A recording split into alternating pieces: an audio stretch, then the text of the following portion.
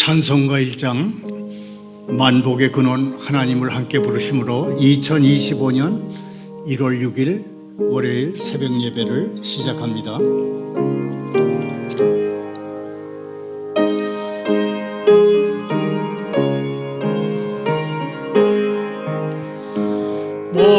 만복의 근원 하나님 온 백성 찬송 드리고 저 천사여 찬송하세 찬송 성부 성자 성령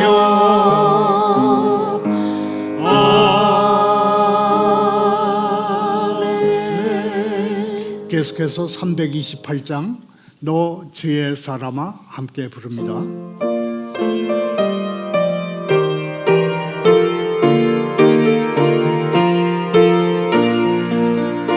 너 주의 사람아 헛된 일 버리고 마음과 뜻과 힘 다해 왕의 왕 섬기라. 너 주의 사람아 그날을 기다려 죄악의 밤을 이기고 새아침 맞으라.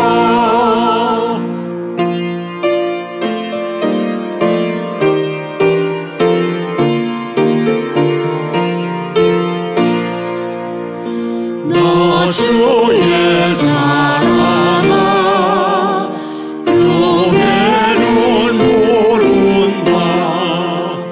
할 일이 많고 많으니 다 나와 일하라.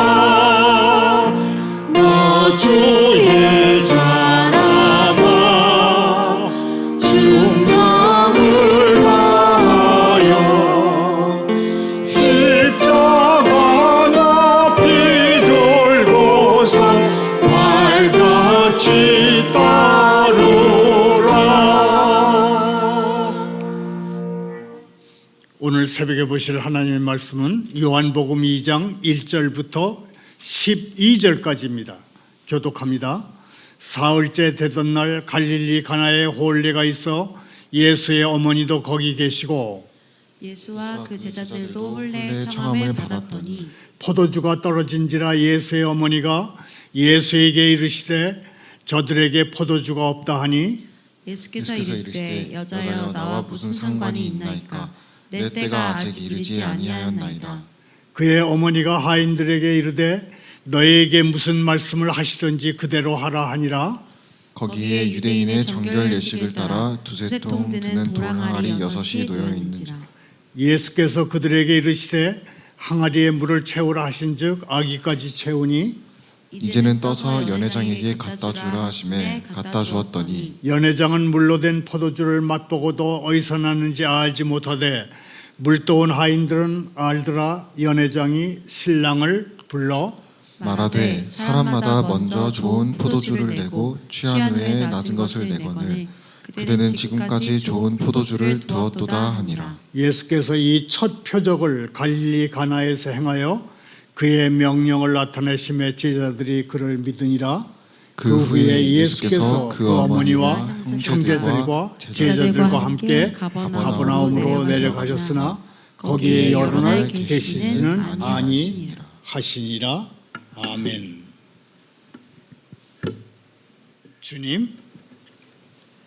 주님은 지금도 물이 포도주가 되는 표적을 행하십니다. 사는 게 의미 없고 기력은 다 빠져나가고 도무지 어떻게 해야 할지 모를 때 주님이 나타나셔서 상상할 수 없었던 기쁨을 기적처럼 되찾게 하십니다. 그 은혜에 감사드립니다. 예수님의 이름으로 기도드립니다. 아멘. 오늘의 설교 부제목은 물이 포도주가 된 항아리들입니다. 이 부제에는 손발을 씻는 데 쓰이는 허들의 물이 최상급의 포도주가 된 것처럼 거기에는 어떤 돌 항아리들의 역할이 있어서가 아니라 죄인의 인생의 본질적 변화를 일으키시는 예수님의 뜻, 예수님의 명령에 따라서 포도주가 된 것이다. 그런 뜻이 들어 있습니다. 요한 사도는 가나안 잔치집에서 물이 포도주가 된 이 사건을 기적이 아니라 표적이라고, 곧 기적의 신호라고 부릅니다. 이 사건에서 물이 언제 포도주로 변했는지는 알 수 없습니다. 예수님은 항아리에 물을 채우라고 하셨고 일꾼들은 예수님의 말씀을 순순히 따랐을 뿐입니다. 일꾼들이 예수님의 말씀을 믿고 그 말씀대로 행했더니 우물에서 길어 올린 물이 잔치집에 어울리는 최상급의 포도주가 된 것입니다. 설교 중에는 평생 67개의 직업을 가져야 품위 있는 삶을 유지할 수 있는 인공지능 시대에는 국어, 영어, 수학 그리고 역사, 과학 과목 위주의 교육과 공부로는 살아남을 수 없다. 그렇게 강조하는 인간은 필요 없다는 책을 소개하겠습니다. 글 쓴 이는 제리 카플란 미국 스탠퍼드 대학 교수입니다. 인공지능학자입니다. 그는 인공지능으로 무장한 로봇 자동화 시대에는 국어, 영어, 수학, 과학, 역사 대신에 기술 공부, 돈 공부, 트렌드 공부, 예술 공부, 생존력 공부를 그것도 지속적으로 해야만 품위 있는 삶을 유지할 수 있다고 말합니다. 요한복음 2장 7절부터 9절을 다시 읽겠습니다. 예수께서 그들에게 이르시되 항아리에 물을 채우라 하신즉 아귀까지 채우니 이제는 떠서 연회장에게 갖다 주라 하시매 갖다 주었더니 연회장은 물로 된 포도주를 맛보고도 어디서 났는지 알지 못하되 물떠온 일꾼들은 알더라. 예수님이 시골 결혼잔치에 참석하셨습니다. 그런데 잔치집에 포도주가 떨어졌습니다. 곧바로 포도주를 넉넉하게 공급하셨습니다. 예수님이 만드신 포도주는 아마 최고급품이었을 것입니다. 왜냐하면 예수님은 가장 좋은 것이 아니면 내지 않으시는 분이기 때문입니다. 요즘 시장에 놔두는 것은 참 포도주가 아닙니다. 그저 여러 가지 혼합물을 불로 끓인 다음에 불순물을 걸러낸 것들입니다. 굳게 믿건대 예수님이 지금과 같은 상황에서라면 사람들의 몸과 영혼을 송두리째 무너뜨리는 독한 술의 강물에 빠지는 것을 너그럽게 받아들이지는 않았을 것입니다. 가나안 잔치집에서 예수님이 만드신 포도주는 어느 누구도 해치지 않을 것입니다. 예수님께서는 복음의 시대를 여실 때 맨 처음에 행하신 기적, 맨 처음에 행하신 표적이 이 물을 포도주로 변화시키는 그런 일이었습니다. 예수님은 잔치집에 필요한 만큼만 주시지 않고 6개의 돌 항아리에 가득 차게 주셨습니다. 넘치게 주셨다는 것은 그분의 은혜의 나라에 있어서 매우 뜻깊은 의미를 지닙니다. 넉넉하게 주시되 은혜 위에 은혜로 주시는 언약의 선물들은 아낌이나 모자람이 없습니다. 수량이나 속성에서도 모자라지 않습니다. 75리터짜리 돌 항아리 6개에 담긴 포도주를 모두 합하면 450리터가 넘습니다. 예수님은 그렇게 많은 양의 포도주를 가장 가난한 영혼들에게 넉넉한 은혜의 마음으로 값없이 주시기를 기뻐하셨습니다. 포도주는 우리 주님의 은혜를 모형적으로 나타내는 상징이며 값없이 넉넉하게 베푸시는 주님의 은혜의 넉넉함의 모형입니다. 예수님은 물이 포도주가 되는 놀라운 기적을 행하시면서도 그저 단순하고 순수하게 처신하셨음을 우리는 눈여겨봐야 합니다.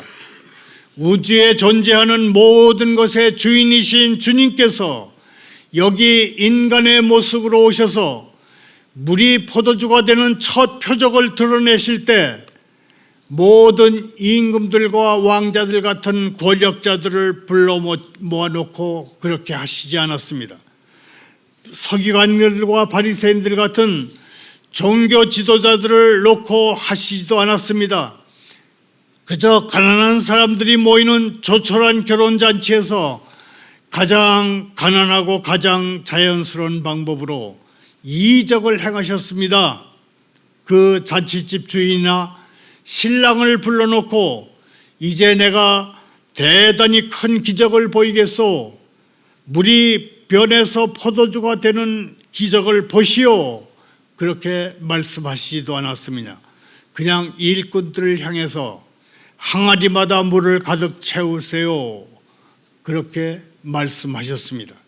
예수님은 초자연적인 일을 하시되 자연이 갈 수 있는 최단의 한계까지 함께 가려 하시려 했습니다.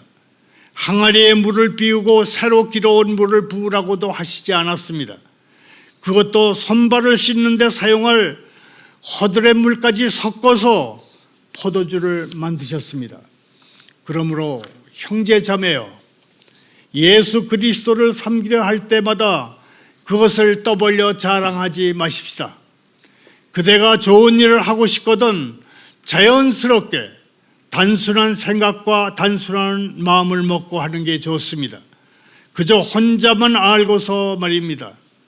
큰 일을 행하는 것이면 그저 일을 단순하게 하는 게 좋습니다.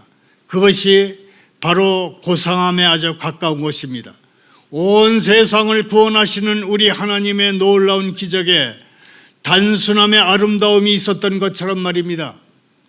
물, 포도주, 그리고 가나안의 물 항아리 6개를 주제로 한 오늘의 성경 본문에 숨어있는 원리들은 여기까지만 살펴보겠습니다. 이제부터는 우리의 삶에 적용시킬 원리들을 생각해 보겠습니다. 첫 번째 원칙은 그리스도께서 복을 베풀려 하실 때 명령을 내리신다는 사실입니다.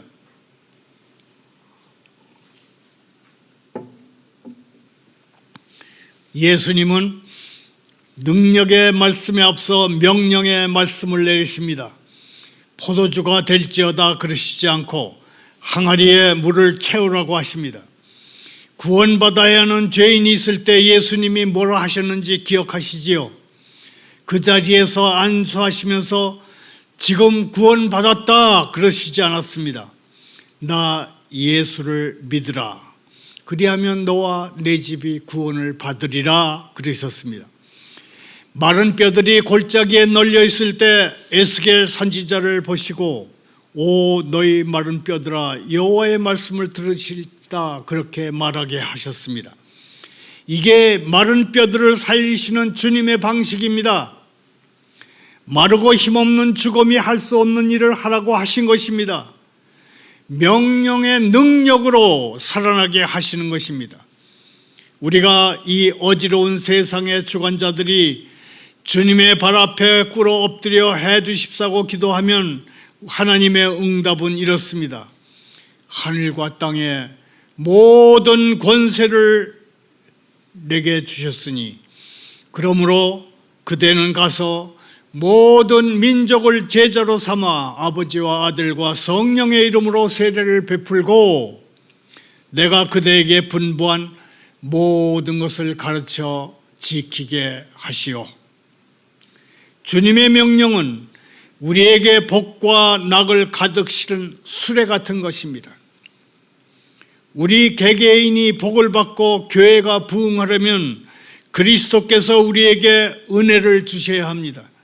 우리가 예수님의 명령을 순순히 따르면 주님이 어떻게 일하시는지 보게 될 것입니다. 둘째 원칙은 그리스도의 명령은 복종할 것이지 의심할 것이 아니라는 것입니다. 사람들은 포도주를 원했는데 그리스도께서는 예수님은 항아리에 물을 채우라 그러셨습니다. 만일 잔치집 일꾼들이 현대적인 비평가 정신을 가지고 있었다면 이렇게 말했을 것입니다. 저에게는 물이 필요한 게 아닙니다. 저희는 혼인잔치에서 물을 요구하지 않습니다. 회당에 갈 때나 성전에 갈 때 물이 필요합니다. 이 시간 저희 사정에 꼭 필요한 것은 포도주입니다. 아마 그랬을 것입니다. 형제자매요, 때로는 의무를 이행하는 것이 마치 바람직한 결과에 이르지 못할 것 같이 보일 수도 있습니다. 우리는 많은 일을 하기를 원합니다. 무언가 많은 일이 잘못됐다고 생각해서 말입니다. 그래서 우리는 명령받은 것과는 달리 행하고 금지된 경로를 갈망하게 됩니다. 형제 자매요, 믿으라는 말씀대로 믿는 것이 너무 작은 일을 하는 것처럼 보일 수가 있습니다. 마치 예수 그리스도를 믿어서는 영원한 생명이 주어지지 않을 것 같은 생각이 들 수도 있습니다. 그러나 예수 그리스도께서는 어떤 복을 내리실 때 우리가 의심해서는 안 된다는 명령을 내리십니다. 만일 우리가 기꺼이 주님의 명령을 따르기만 하면 우리는 땅에 좋은 것으로 먹을 것입니다. 그리스도의 명령대로 하되 더 이상 할 수 없을 만큼 넘치게 순종해야 합니다. 물을 채우되 돌 항아리에 아구까지 채울 만큼 순종해야 합니다. 만일 회개하려고 하면 회개하되 아구까지 채운다는 심정으로 회개해야 합니다. 복을 위해 성경을 탐구하려면 끝까지 찾아야 합니다. 하지만 우리가 알아야 할 것은 우리의 행동만으로는 충분치 않다는 것입니다. 잔치집 일꾼들이 그 항아리에 부은 것은 그냥 물이었습니다. 죄인들이 할 수 있는 것을 다 해본다고 해도 사람의 노력만으로는 영혼 구원을 위한 어떠한 유효한 노력을 할 수 없습니다. 그리스도께서 능력의 말씀을 하셔야 영혼 구원을 위한 사람의 노력이 유효한 것이 된다, 그런 얘기입니다. 만일 우리가 예수 그리스도의 이주적인 능력을 알기 원한다면 가서 기적을 일으킬 만한 일을 하는 것이 아니고 그저 항아리에 물을 가득 채우라는 것과 같은 그런 일을 하면 됩니다. 말을 맺습니다. 요한복음 2장 6절부터 9절까지를 다시 읽겠습니다. 거기에 유대인의 정결 예식을 따라 두세 통 드는 돌 항아리 6이 놓였는지라 예수께서 그들에게 이르시되 항아리에 물을 채우라 하신즉 아귀까지 채우니 이제는 떠서 연회장에게 갖다 주라 하심에 갖다 주었더니 연회장은 물로 된 포도주를 맛보고도 어디서 났는지 알지 못하되 물동원 하인들은 알더라. 여기서 잠깐, 예의롭게 직업을 가지고는 품위 있는 삶을 유지할 수 없는 시대에 국어, 영어, 수학에다 역사, 과학 과목을 달달 외우면 출세할 수 있었던 그런 시대는 갔다면서 바야흐로 지금은 직업이 학생인 것처럼 살아야 한다고 강조하는 책을 소개합니다. 글쓴이는 제리 카플란 미국 하버드대 교수이고 책 제목은 인간은 필요 없다입니다. 이 인공지능학자는 먼저 컴퓨터 시대의 교육은 가정교육이어야 한다고 강조합니다. 그리고 더 이상 국어, 영어, 수학 플러스 역사, 과학 공부는 쓸모가 없어진다고 말합니다. 그러면서 인공지능 컴퓨터 시대에 살아남기 위해서는 다시 5가지 공부를 꾸준히 해야 되는데, 그것은 기술 공부, 돈 공부, 트렌드 공부, 예술 공부, 그리고 생존력 공부라고 했습니다. 기술 공부는 컴퓨터 언어를 배우는 공부입니다. 코딩이나 프로그래밍 같은 것을 말합니다. 컴퓨터에 기반한 논리적 사고를 하기 위한 공부가 이 기술 공부입니다. 돈 공부는 금융과 경제를 배우는 것입니다. 유대인들은 자녀가 대학에 진학하기 전에 실제로 금융 투자를 해보게 해서 자산도 늘리고 경제도 배우게 한다고 합니다. 그래서 대학 갈 때쯤에는 자기 돈으로 학비를 낸다고 합니다. 트렌드 공부는 세상 흐름을 읽고 미래를 내다보는 안목을 키우는 공부입니다. TV, 유튜브, 온라인 뉴스, SNS 하는데 보내는 시간을 절반이라도 쪼개서 종이 신문과 잡지를 읽는 게 트렌드 공부입니다. 트렌드 공부를 하는 이유는 비판적인 사고를 하기 위해서입니다. 트렌드 공부를 하다 보면 자연스럽게 역사학과 사회학 공부가 됩니다. 예술 공부는 예술가가 되기 위한 공부가 아닙니다. 그저 음악, 미술, 영화, 문학, 무용, 건축을 즐기고 누리는 것을 말합니다. 인간을 가장 인간답게 하는 행위가 예술입니다. 써먹기 위한 공부, 돈 버는데 도움이 되는 공부가 아닌 오직 내가 즐거워지려고 하는 것인 동시에 창의력과 상상력의 원천이 되는 것이 예술 공부입니다. 생존력 공부는 어떠한 위기에서도 살아남기 위해 하는 것입니다.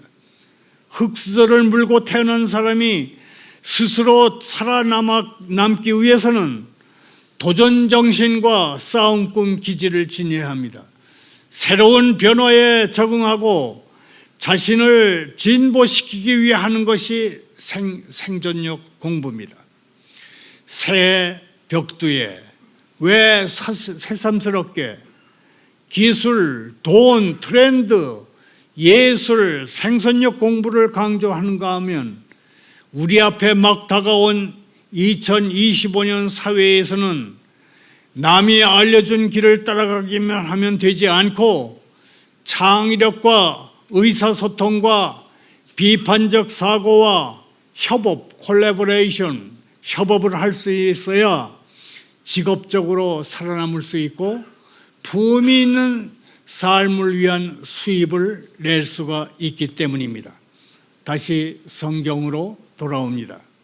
항아리에 물을 채우라는 명령에 우리는 어떻게 따라야 할까요? 첫째, 그대가 가지고 있는 여러 가지 능력으로 그리스도를 섬기면 됩니다. 거기에 항아리 6개가 있었습니다. 예수님은 거기에 있는 것을 사용하셨습니다. 우물에는 물이 있었습니다. 우리 주님은 그 물도 사용하셨습니다. 우리 주님께서는 그분의 백성들을 사용하기를 아주 잘하십니다. 천사들이나 사회적 고위층을 의도적으로 새롭게 만들기보다는 그분 주위에 있는 사람들의 능력을 사용해서 주님의 일을 이루십니다. 형제자매여, 그대가 황금의 성찬 그릇들을 가지고 있지 않더라도 그대의 질그릇을 채우면 됩니다. 그대가 엘리야처럼 하늘로부터 불을 내리게 할 수 없고 예수님의 직계 제자들처럼 놀라운 기적을 행할 능력이 없다면 그냥 그대가 할 수 있는 것을 하면 됩니다. 은과 금이 없으면 가지고 있는 것에 얼마라도 나눠서 그리스도께 바치면 됩니다. 대학 나온 분들은 학식과 함께 은사와 재능을 좋은 일에 쓰면 됩니다. 어떤 사람들은 사람들의 마음을 돌리는데 무슨 학식, 지식 그런 게 필요하냐 그럴지 모릅니다만은 그렇지 않습니다. 예수님이 물을 필요로 하셨듯이 그대의 학식을 그 물 못지않게 필요로 하십니다.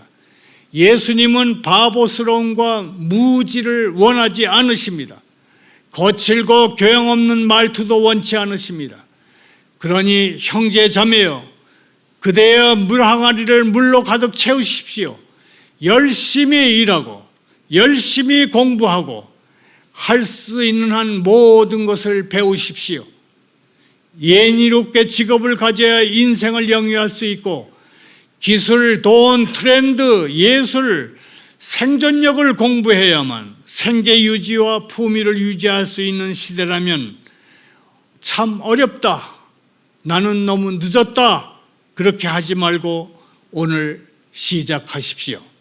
늦었다고 생각될 때 시작하는 것이 가장 빨리 시작하는 것입니다. 하나님이 정하신 복락의 수단들을 사용하는 것도 좋습니다. 성령께 의지해서 성경 읽기, 기도하는 마음으로 집중해서 설교 듣기, 은혜의 방편인 기도회의 참석을 통해서 우리는 물로 항아리를 가득 채울 수 있습니다. 둘째로, 그대가 물 항아리를 채우고 그 물이 포도주가 되기를 원한다면 그 일을 행할 때 주님을 의지하시기 바랍니다. 예수 그리스도께서 친히 오셔야 합니다. 예수 그리스도께서 친히 행하셔야 합니다. 오셔서 능력을 행사하사 놀라운 표적을 베풀어 주셔야 합니다.